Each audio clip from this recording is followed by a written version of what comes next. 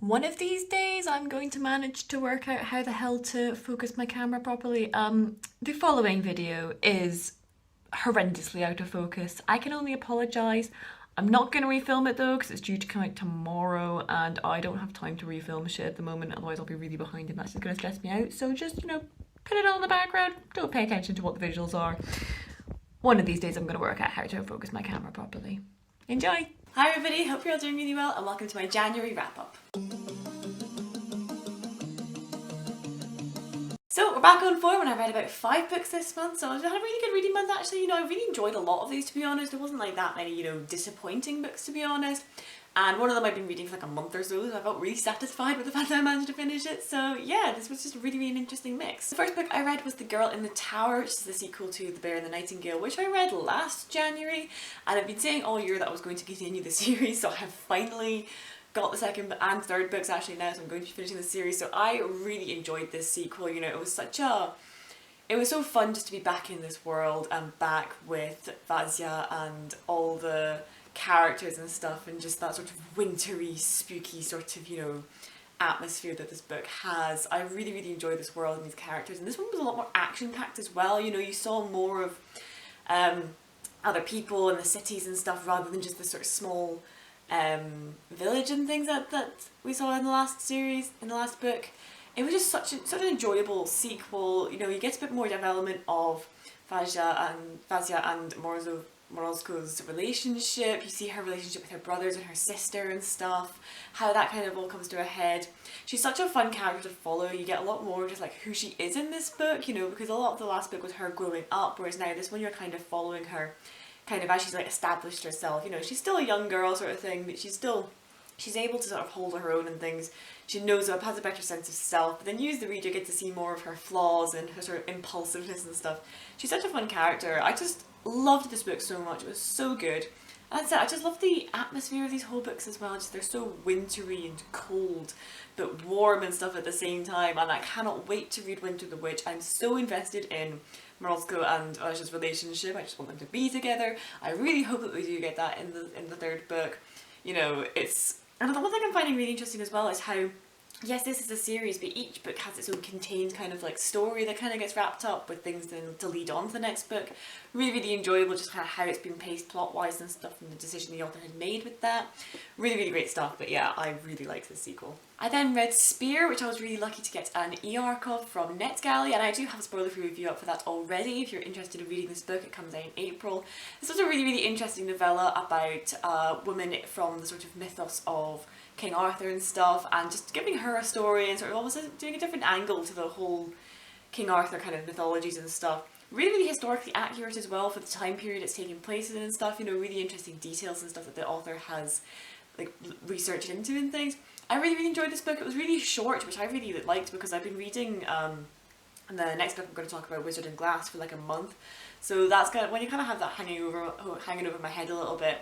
You kind of feel like you're not completing books and stuff. I was beginning to feel a bit of a slump coming on, so I thought, no, I'll try and read a short book and I'll sort of, get that satisfaction of finishing a book sort of quickly kind of thing. So Spear did that for me. It was really enjoyable, really good, interesting writing style and stuff. I do have a full spoiler-free review, so definitely go check that out to hear more of my thoughts on that book. But yeah, I then finally finished Wizard and Glass, which is the 4th book in the Dark Tower series, which I've been reading for a few months.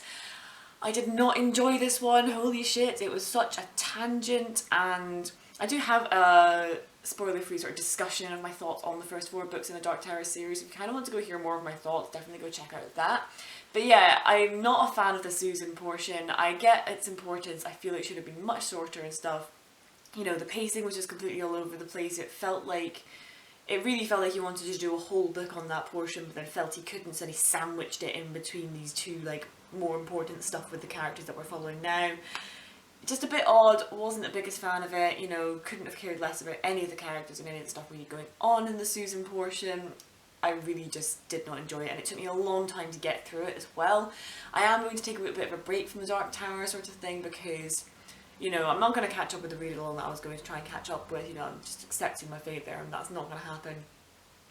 And because I read the drawings of the Wastelands and the Wizard and Glass almost in succession and trying to catch up, so I'm feeling a bit kind of scunner with trying to read this series, but I do really enjoy it and I want to find out what happens. You know, I am really liking it. It's just I think I just need a bit of a break sort of thing, because Wisdom and Glass really brought it down for me sort of thing. Did not enjoy it at all. I then read The Ninth Rain by Jen Williams. This was a book I was reading kind of with a group of friends on Discord, and I did really enjoy this one. I had kind of mixed opinions of it. I am going to be having a spoiler-free review for it coming out later this week. But yeah, it was an interesting thing. It was amazingly strong world building. Like, that is just one thing that absolutely stands out for me for this book, is the world building is phenomenal. You've got like an alien invasion of a fantasy land, which is such a fun concept that I've not really seen done to that often, and there's so many mysteries and stuff around that, like, that just keep you reading. But I did find that the characters and stuff just weren't as in-depth as I wanted them to be.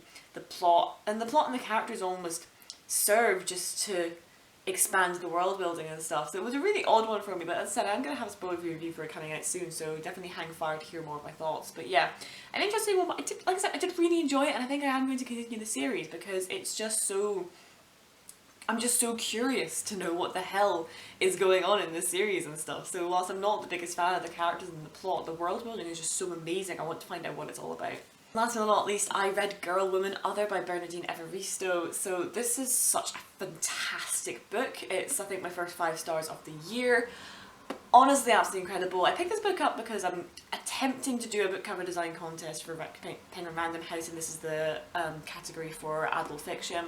Whether or not I actually manage to design something for this remains to be seen. You know, I'm trying out some cover concepts at the moment and they all look shit, and I have like a month to try and get it done, so it might not happen, but I'm giving it a go. And so yeah, and I didn't really know what to expect from this book. As I said, I kind of just bought it and read it just for that cover design contest, but this was honestly incredible. Like, it follows 12 different women, sort of British women, black British women, who are all just so unique and interesting, and you see their points of view and they're all connected to each other in like subtle ways you don't realise until you come back and you go, oh, that's referring to so-and-so's friend from earlier.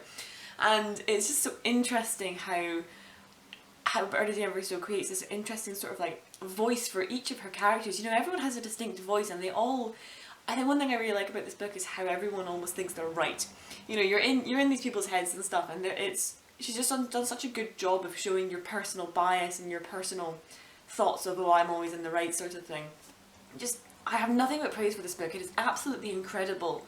I would highly recommend it. It was just so interesting to read the points of views of all these 12 characters and just what they thought and what they got up to and their opinions of one another and stuff. And oh, it was incredible. I have nothing but good things to say about it. Highly recommend it if you're looking for something interesting to read. It is fantastic.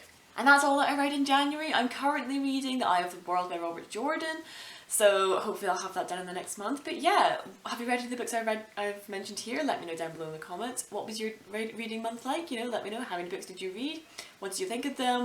Was it a good reading month? Was it a bad reading month? I always love to hear how well you guys have been reading, so definitely let me know down below in the comments.